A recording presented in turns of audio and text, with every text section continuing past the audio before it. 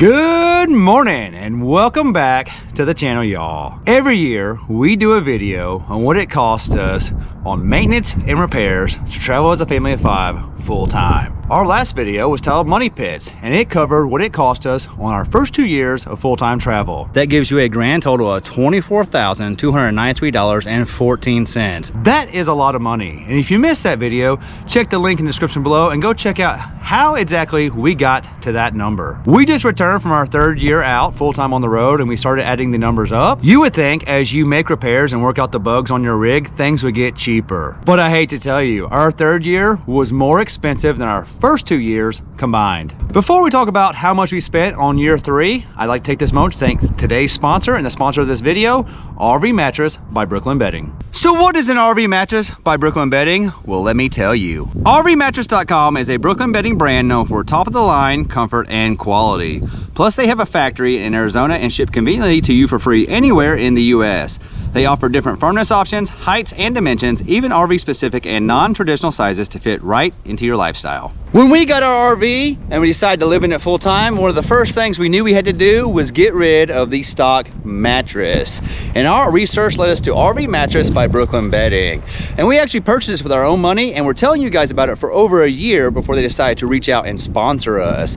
We went with the Signature Hybrid in the RV King because it fits into our RV King space, and it is the most comfortable mattress we've ever owned. And when it came time to upgrade our kids' rooms, it was a no-brainer to go with RV Mattress by Brooklyn Bedding because you know the comfort and the quality that they provide. So we ripped out the Happy Jack bed system and installed a second queen-size bed platform, and we went with the Dream Foam Essential Memory Foam in the RV queen size in the 8-inch model because it gives our kids 2 queen-size beds to enjoy, and it also works with the Happy Jack bed system when the beds are stowed for travel days. We know choosing a new mattress can be a big decision. That's why RV Mattress by Brooklyn Bedding offers a 120-night sleep trial, and they back it up with a 10-year warranty. RV Mattress by Brooklyn Bedding delivers your mattress to your door anywhere within the United States. Plus, it comes rolled up in a box and it's super easy to set up yourself. And the best part about all this is Brooklyn Bedding has their own factory in Arizona. That means they're able to use premium materials at a reasonable price with no middleman to bring up the cost. And we're not the only ones who love this brand. RV Mattress's Dream Foam Essential Memory Foam just won Good Housekeeping's 2023 Family Travel Award. Good job, Brooklyn Bedding. We love our RV Mattress by Brooklyn Bedding, and we think you would too. If you're in the market for a new mattress, head over to rvmattress.com. You can check the link in the description below or go to rvmattress.com/pavingnewpaths to save yourself 25% on your new mattress with the code PavingNewPaths. Once again, thanks to RV Mattress by Brooklyn Bedding for sponsoring this video. Now let's get into the cost of maintenance and repairs on what it took to travel full-time in year 3 of our adventures. Our RV is also still broken, so if you want to make our RV great again, head over to pavingnewpaths.com and get yourself some of these shirts. Not only will you help us get back on the road, because apparently fixing your frame is very expensive, you will also be entered into every single contest we have for the entire year. So go over there and help us make our RV great again. So we're going to pick up exactly where Money Pits left off. And all of these costs are anything associated with RV maintenance and repair, and everything we spend to make sure our RV and our truck get us down the road on our adventures. We have an onboard air system on our truck, and our Viair air compressor was worn out, so we couldn't use our airbags and, more importantly, our train horn. It cost us $347.98 to replace the air compressor. I was flushing the rear black tank and we started having water in the kitchen. That's because the connection behind this was leaking. We actually had to pull the panel in the pantry to find the leak, but everything in there was completely covered in water. This actually cost us no money because it was just a loose connection, but it was a big deal and took about a day to get everything cleaned up. We were driving one day and we hit something, and it caused our exhaust pipe for our generator to break free from the camper, and it was dragging the ground. It cost me $29 to buy some new strapping material right here to get it hung back up. Plus we had to work on getting this bend out so that we could have proper flow of our exhaust.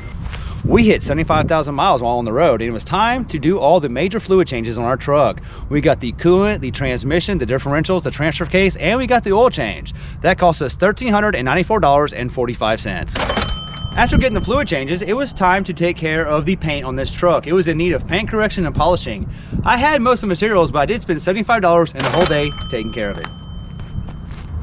The max air fan in our master bathroom decided to quit. It cost us a new control board and a new motor, and that cost us $197.15. The slam latches of my baggage doors broke and I was going to replace them with matching keys.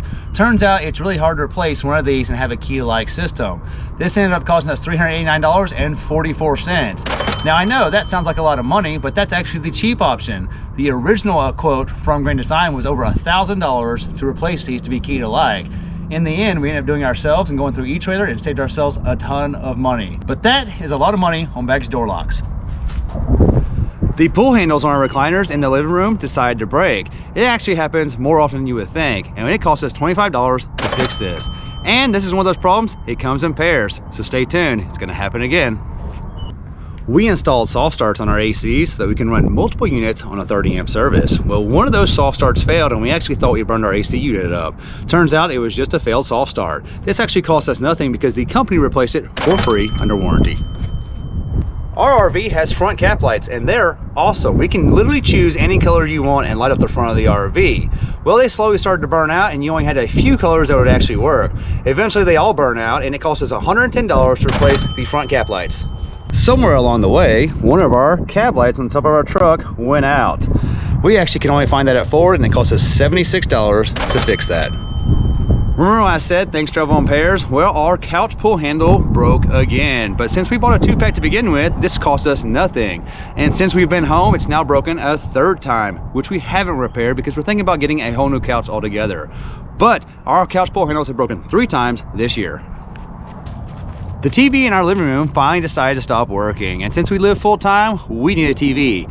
It cost us $279 to replace it. We woke up one morning and we had water everywhere in our basement. We found there was a leak in the wet bay. It cost us $46.40 to fix the leak, but there's still so much damage we have to repair. Our front black tank valve stopped working correctly. It still closes, but it doesn't close all the way, so it allows black tank stuff to leak out the valve at all times. It cost us $78 for a new valve. We got a check engine light on the truck. It ended up being a NOx sensor and it cost us $505.97 to fix it. Our onboard water pump decided to stop working one day and we wanted to replace it with an upgrade and it cost us $92 to upgrade our water pump. Our Volterra mess-free valves decided to break one day and since we had 2, we decided to replace both and that cost us $48. The max air fan in our rear bathroom decided to break. It was also another control board and motor, and that cost us $197.15. The bad thing is 2 of the 3 have already broken, so now I'm waiting for the 3rd one to finally give up.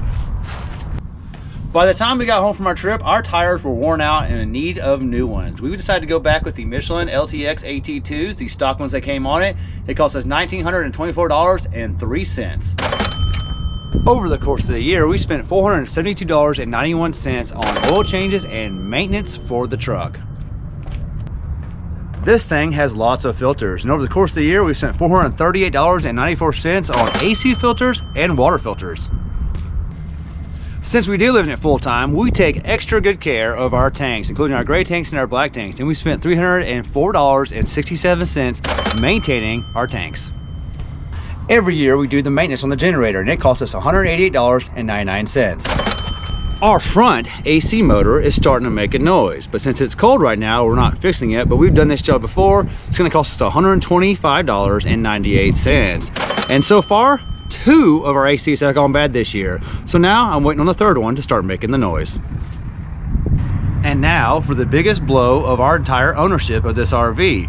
We have a broken frame, or what they like to call frame flex, and we're currently awaiting to see how we're gonna get it repaired, but right now the estimates are at $16,500 plus. So no one knows exactly how much that's gonna cost, but it's a big number to swallow. We also have a broken slide ski. This will be the 3rd time we've broken this slide ski, and we think it may have something to do with the frame flex. But we haven't repaired it yet because we don't know what's going on with the trailer. But this time we're thinking about going back with the stainless steel ones. We know in the past, every time we have it fixed, it costs about $500. So we're waiting on that to find out what's going on with the RV before we spend the money on the slide ski. After 3 years on the road, it's time to change the tires. We also don't want to spend money on tires until we find out what's going on with the RV and the frame. But it's going to cost us $2,357.50 to replace all the tires on this RV.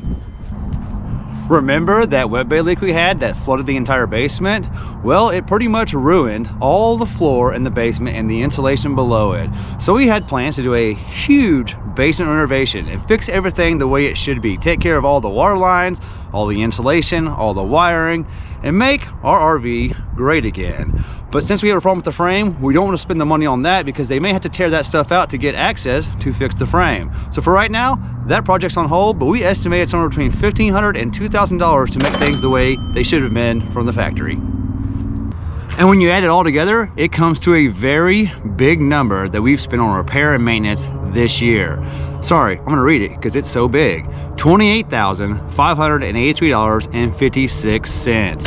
And that is just a rough estimate because there are several things we have no idea how much they're gonna cost, and we're waiting to find out what's going on with the RV frame before we proceed. Plus, there are several other things that we'd like to do before hitting the road again, but most of that will be included in next year's Money Pit video. When you take our third year's total cost of $28,583.56 and you add it to the first 2 years maintenance and repair costs of $24,293.14, it comes to a grand total. Are you guys ready for this? I think you might want to sit down in a Phil's chair when I say this number. We have spent a total of $52,876.70 on maintenance and repair of this RV and this truck to live full-time on the road for 3 years. So we only paid $83,000 for this RV. Now, I know some of the costs I've told you are about the truck, but at this rate, we're gonna pay for an entire new RV by year 5. And it could be sooner if we have another major issue like the frame flex. When we started this full-time life, we had dreams of traveling full-time on the road as a family and seeing the sights. And the truck and the RV have provided that for us. We wouldn't trade any of the memories that we have made along the way. And honestly, some of the repairs are some of the greatest memories we have and some of the funniest stories we have told. They weren't so funny at the time, but looking back now, the entire thing has added up to one great experience for our family, despite the cost. That being said, we don't regret any of the choices we have made to live full-time on the road, even though they do come at a significant maintenance and repair cost, on top of the huge upfront cost to get the truck and the RV. My advice to anyone looking to get into this lifestyle: don't do it to save money. Do it because you want to do it. As a family, we had a goal and we made a plan, we set out and we achieved that goal. If we did everything based on money, we probably would have quit at the end of the first year. Moving forward, we still don't know the outcome of our RV's frame, but we do want to get repaired and we want to get back out on the road because our goal as a family was to see all 50 states and we still have 10 more to go. So we need to get this thing repaired and get back out on the road, and we hope to see you guys out there as well. So if you guys want to help us make our RV great again, remember to head over to pavingnewpass.com and get yourself one of these awesome shirts and help us make this RV roadworthy. Also, don't forget, any one of these shirts you purchase will have you automatically entered into every contest we have for the year. Anyway guys, thanks for hanging out with me. We love you and we'll see you in the next one.